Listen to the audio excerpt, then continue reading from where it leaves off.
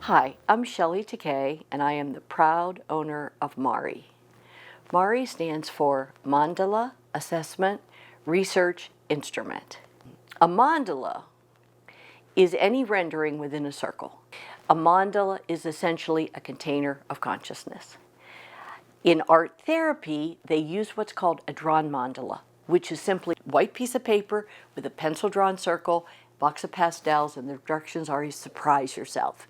It's very non-threatening because people think, I'm just coloring here, and yet every aspect of a drawn mandala can be interpreted, and MARI is the only way that enables you to interpret a drawn mandala. Freud and Jung were contemporaries. Freud is considered the father of psychology because he discovered the unconscious. However, Jung was right there with him. They were having fascinating talks. The difference is Freud imagined just a personal unconscious, whereas Jung imagined a personal unconscious but also a collective unconscious. What is a collective unconscious? If you think of the image of the totality of a psyche, they use an iceberg. 30% of it is above the water, and that's consciousness, that's left brain, that's traditional psych today. But Jung's collective unconscious is referring to the whole rest of the 70% of the iceberg that's underwater. In a sense, you could say that Jung anticipated evolutionary biology. Jung was talking about archetypes that exist in the unconscious. Even though Jung was anticipating the evolutionary perspective that is now a big part of psychology, to the point where we would say a person's personality is 50% based on heredity and 50% based on environment. It's that important, and probably even more so than we know. Still, to this day, Jung is marginalized to the extent that art therapy is marginalized, that mandalas are marginalized, right brain things are marginalized. And I'm using that word in that, can you get third-party payment for that? Psychology started out very subjective. A drawn mandala was subjective. Psychoanalysis was subjective.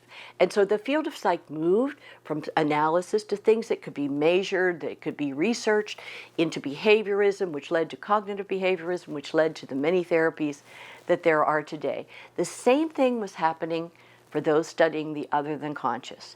And it was Joan Kellogg in particular who saw the need, as she looked at mandalas, to make them more systematic so that they could be researched and we could find a better way to move away from something that's so personal and subjective.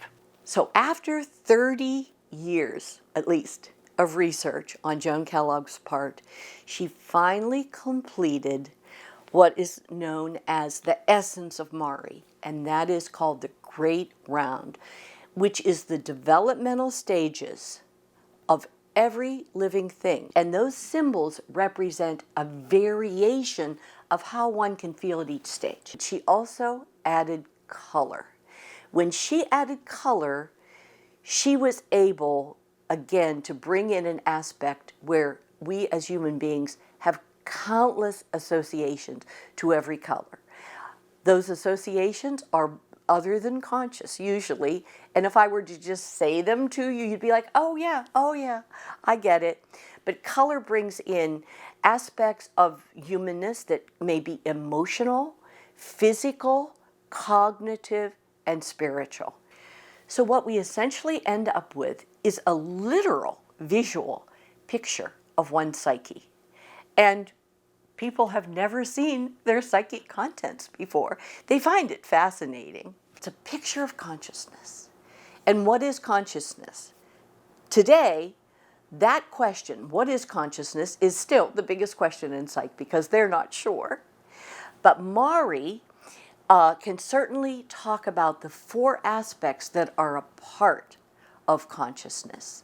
Those aspects are thinking, feeling, intuiting, and sensing. It's the Myers-Briggs, if you're familiar with that. If you think about it, traditional psych, that which is above the horizon, that iceberg part, deals only with thinking or feeling. MARI measures the totality of consciousness. And as far as I know, it's the only instrument that does. The intuition comes in a client's choice of symbols and then choosing colors to go with those symbols. And then when they're laid out, you see the visual, it is the sensing function, the fact that we see it for the first time, that is so powerful. We don't even have instrumentation today that can measure the effect of one seeing it on the visual cortex, which is a master switch, which then activates other parts. We can't even measure that yet. We just know from feedback from the clients how powerful that is to see it. Joan Kellogg likened Amari to an X-ray or a blood sample. It has been called the hard wiring or the mainframe architecture, literally, of the human mind. Every thought can be traced back to one place or another on the Mari. Mari just works.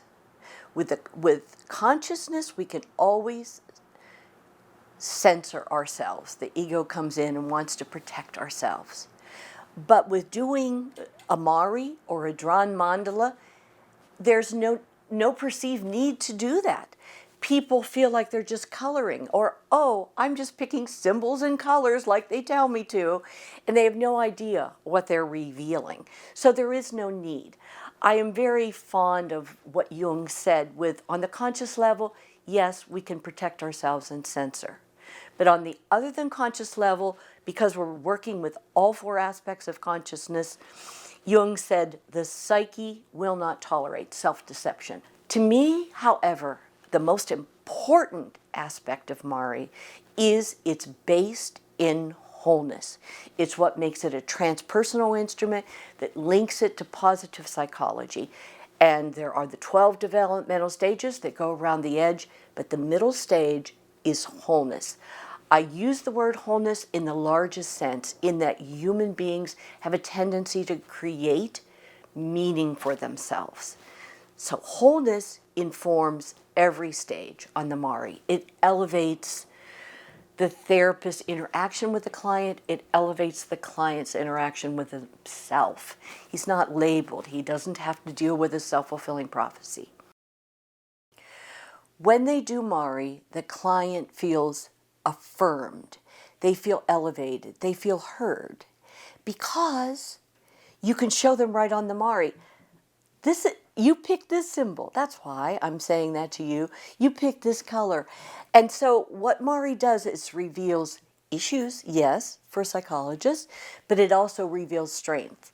And when a client sees their whole Mari, even seeing an issue is in relationship to their own strengths. We cannot underestimate the importance of the power of seeing one's own psychic contents. And so it's for this reason that change can happen very fast, and change can happen just like that.